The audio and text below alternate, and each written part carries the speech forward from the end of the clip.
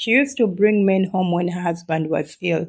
She would sneak men home and take them to their room or to their bedroom and have with them, and after then they would leave. She used to do this for love. You might not understand, but her husband forgave her after all this. Let's go into today's story. Today's story is going to be a real story that I'm going to tell you that really happened to some people I know, and I decided to share it with you. This couple was living a lavish life. They had their money, but the lady was not working. She was a housekeeper, or what we call a housewife.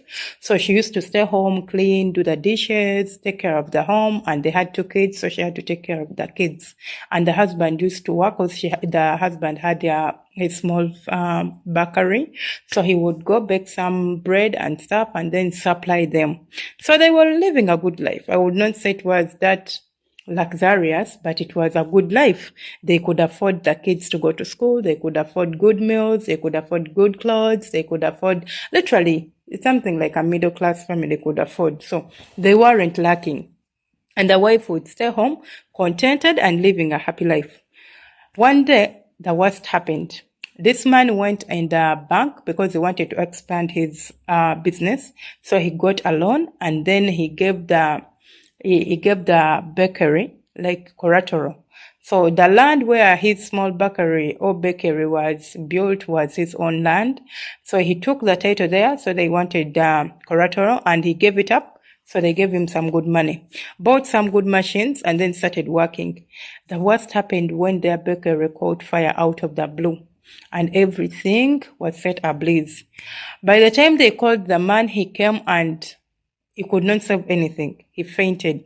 From there, he went into a coma. And then the woman at home, remember the man was the breadwinner. The woman at home has 2 kids. The good thing, they were not renting. They were home, like they had their own house. But she has nothing to feed the kids. You know how friends come and see you when you are sick, or when one of your relatives is sick, or one of your family members is sick? Of course, they do come. One by one, they come and visit you, but as time goes by, they start vanishing. Someone who used to come every day would now not come. It would take a week without seeing them. Someone who because they are losing hope, because you are in a coma. Then they started vanishing one by one. Family members started to step in from the man's family, from the lady's family. They used to help them. But of course, everyone have their own baggage. They are not going to focus on your family, yet they also have a family to feed. They have stuff to do. So they're not going to be on you. The man stayed in the hospital for 6 months. And they had a small piece of land somewhere else. They had to sell it to pay off the hospital bill. When they paid off the hospital bill, they came back home. And then the man is paralyzed, like he's in a coma. It's just, someone he can't do literally anything for himself. The woman used to take care of him. Yes, he wasn't in a coma, but he's in a paralyzed state. He can't help himself. He can't barely help himself. He's just sleeping there, and then he's on drips and what. So this lady, when she went to the hospital to ask or to do a follow-up on her husband, they told her husband went in shock. So it's not like the husband is brain dead or anything or what, but he went in shock. It's like he just doesn't want to come back to reality. So he chooses to stay wherever he is. Back, I'll tell you what happened after the bakery what happened with the loan that they took from the bank after the bakery was burnt down. Of course, the bakery wasn't the collateral. The collateral was the land that had the bakery, which was confiscated by the bank, and it was taken for compensation. So they are left with literally nothing to feed for themselves. And then this lady has 2 kids with a sick man in the house, and she has to take care of him. She started going out to look for work. But as you know, things are not easy. She would get a little bit of money, come home, then it's barely not enough. The kids need to go to school, and she has to buy the husband his medicine. And the family stopped helping, of course. They'll help you, but they'll not help you forever. They stopped helping. And what she decided to do, she started hooking up with some men. There is a former friend who connected her to some people, and then she started hooking up with men. So they had to pay her to sleep with her for a night, but they had to pay for rent where they're going to sleep. So she saw this as an opportunity, and she was like, instead of you guys renting out a lodge or going to a hotel, I think we can use I can use my home. So she got her 2 kids and took them to her mother's home and left them there, enrolled them into a new school that she can afford, and then she left them there. She stayed with the man and her in the house.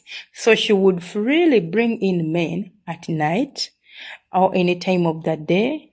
They do their own stuff when the husband is hearing everything. He can't talk, but he can hear everything. And then he leaves. And then they leave.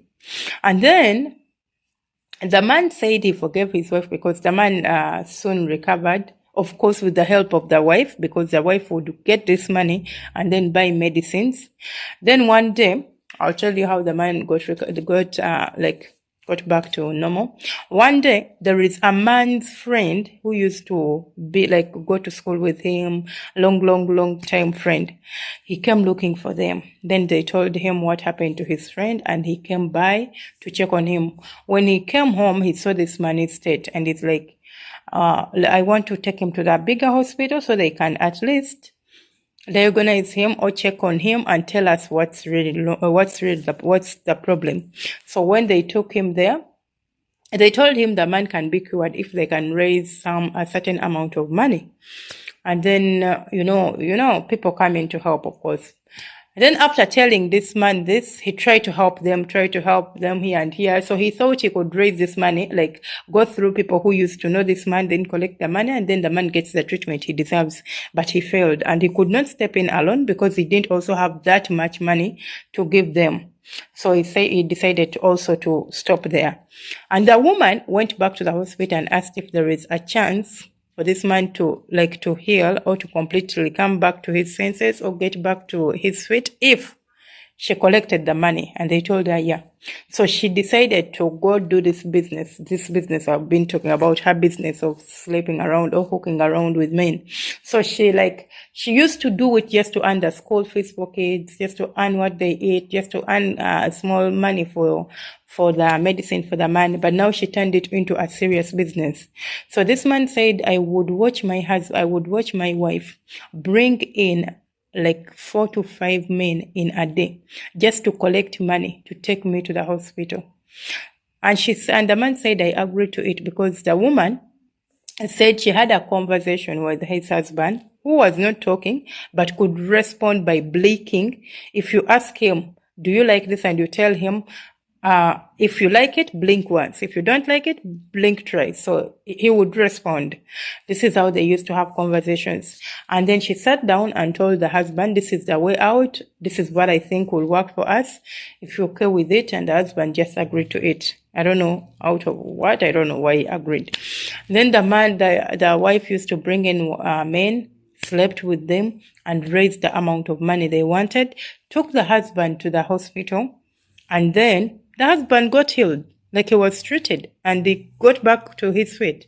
But surprisingly, he forgave his wife. He did not, I don't know if this story was told by the man. I don't know if it's true, but he says he completely understood his wife. His wife was illiterate. She didn't go to school. She would have gone to big companies or gone anywhere to look for a job. His wife had tried to do these petty jobs, doing people's laundry, hooking stuff, it's called hooking stuff. She buys some stuff and then sells, and things were not going her way. So if someone introduced her to such a business that did not need anything to do with capital, she saw it as an opportunity and she went ahead with it. So husband saw it. He says, I saw through my wife's heart. And I know whatever she did it with a pure heart. Whatever she did, she thought that was the only way to save me. But she served her husband. And they are happy. If you were the one in this situation, if you were the husband to this wife, would you have forgiven her? Would you have chose to understand her? Would you have chose to hate her? What are your thoughts on the story? Please leave it in the comment section and stay blessed. Thank you so much for watching. Do not forget to subscribe for more interesting story. We share spooky stories, life stories. We share real life stories, and then we also share, I think, everything related to stories. Thank you so much. Stay blessed. I love you.